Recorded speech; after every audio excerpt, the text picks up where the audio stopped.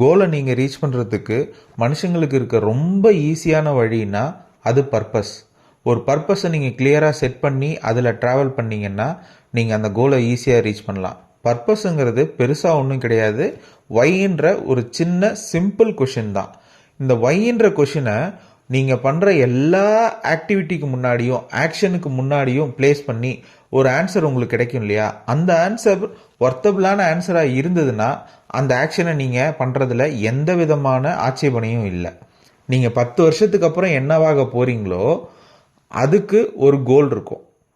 அந்த கோல் இப்போ நீங்கள் பண்ணிகிட்ருக்க ஆக்ஷனோட ரிலேட் ஆகுதா இல்லையான்றதை மட்டும் இந்த ஒய்ன்ற கொஷினை வச்சு நீங்கள் செக் பண்ணிக்கோங்க.